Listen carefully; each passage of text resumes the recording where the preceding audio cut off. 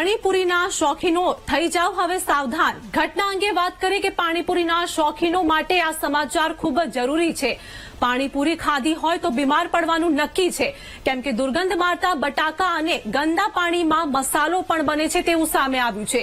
આ દ્રશ્ય જોઈને તમે પાણીપુરી ખાવાનું દેશો બંધ તેવું પણ જોવા મળી રહ્યું છે। આ સાથે જ વાત કરીએ કે હાલ વડોદરાથી વીટીવી ન્યૂઝનો ખાસ અહેવાલ સામે આવ્યો છે, જેમાં પાણીપુરી બનાવતા સમયે જે પ્રમાણે જે સામગ્રી યુઝ કરવામાં આવે છે, જે સામગ્રી બનાવવામાં આવે છે, તે આપણે સ્પષ્ટપણે ટીવી સ્ક્રીન પર જોઈ શકી રહ્યા છે કે હાલ આ દ્રશ્ય જોઈને તમે પાણીપુરી ખાવાનું પણ બંધ કરી દેશો। વડોદરાથી વીટીવી ન્યૂઝનો આ ખાસ અહેવાલ। આ સાથે જ વાત કરીએ કે પાણીપુરીના શોખીનો હવે સાવધાન થઈ જજો, કેમ કે જે રીતે દ્રશ્યો સામે આવી રહ્યા છે તે પ્રમાણે નક્કી છે કે બીમાર પણ પડી શકાય છે। એટલે કે હવે પાણીપુરીના શોખીનો માટે સાવધાન થવાની જરૂર છે, કેમ કે પાણીપુરીના શોખીનો માટે આ ખૂબ જ સમાચાર જે જરૂરી છે તે સામે આવી રહ્યા છે, જેમાં આ પાણીપુરી ખાધી તો બીમાર પડવાનું નક્કી છે તેવું જોઈ લેજો। દ્રશ્યો પરથી સાફ દેખાઈ આવી રહ્યું છે કે જે પ્રમાણે બટાકાનો બટાકા જે બફાઈ રહ્યા છે તે કેવા પાણીમાં તે બટાકા બફાય છે, અને આ સાથે જ તે બટાકા પણ કેવા છે, કેટલા ગંદા છે, તે તમામ દ્રશ્યો આપણે જોઈ શકી રહ્યા છે।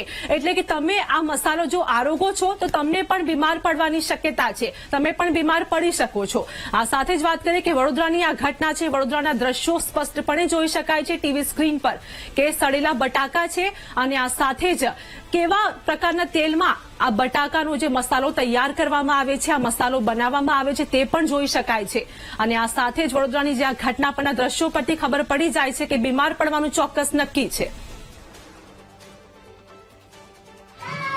સુરતમાં પાણીપુરીમાં વપરાતા બટાકા સડેલા હતા અને એવી ઘટના પ્રકાશમાં આવી। આરોગ્ય તંત્ર પણ હરકતમાં આવ્યું અને તપાસ કરી રહ્યું છે।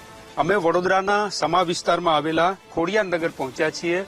અહીંયા પાણીપુરીની વ્યવસાય કરતા અનેક લોકો રહી રહ્યા છે અને પાણીપુરી સાથે જોડાયેલા લોકો છે, એમના ત્યાં પણ પહોંચ્યા છીએ। લોકો કાળજી રાખી રહ્યા છે કે બટાકા સારા વપરાય, ચણા સારા વપરાય। પાણીપુરીના સંચાલકોનું કહેવું છે કે આજે બટાકા છે એ સડેલા છે, લાવ્યા અને ગરમીના કારણે સડી ગયા છે। આ જથ્થાની અંદર બટાકા આ સડેલા 2 દિવસથી લાયેલા છે અને એના કારણે બટાકા સડેલા જોવા મળી રહ્યા છે। અન્ય એક ઘર છે બાજુમાં, એમાં પણ બટાકાનો જથ્થો પડ્યો છે।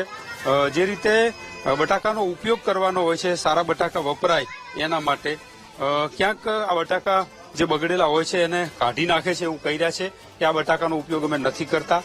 થોડું મોંઘું પડે છે, પરંતુ સારી વસ્તુ લોકોને ખવડાવવા માટે પ્રયત્ન કરીએ છીએ। જે રીતે બટાકાનો જથ્થો વેપારીઓ સંગ્રહ કરે છે અને એના કારણે પણ બટાકા બગડેલા જોવા મળી રહ્યા છે। બટાકાનું ગરમીના કારણે બગડી જવું સ્વાભાવિક છે, પરંતુ એનો ઉપયોગ ન થાય એની પણ આરોગ્ય વિભાગે કાળજી લેવી જોઈએ કે આ બગડેલા બટાકા લોકોને ન ખવડાવે।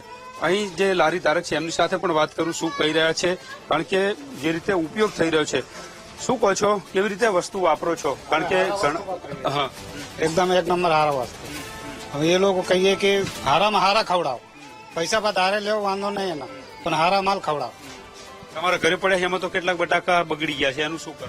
એમાં નહીં બગડેલા, એક બે છે તો કાઢી નાખ્યા છે, એક જો હોયગા તો કાઢી મેલીએ ધોઈ નાખીએ છીએ।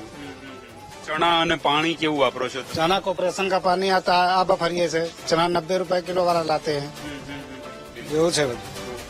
આવા લોકો જે ખરાબ વાપર્યા છે એમને શું કહો છો? તંત્ર કાર્યવાહી કરવી જોઈએ? એના હારામાં હારા વાપરાય એવું કહીએ છીએ અમે, એક માટે બધા બદનામ થાય છે।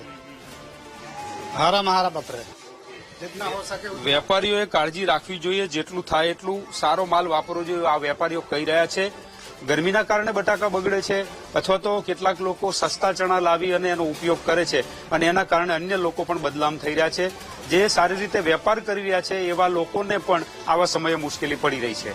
કેમેરામેન કિશોર ક્ષીરસાગર સાથે માનુ ચાવડા, વીટીવી ન્યૂઝ, વડોદરા।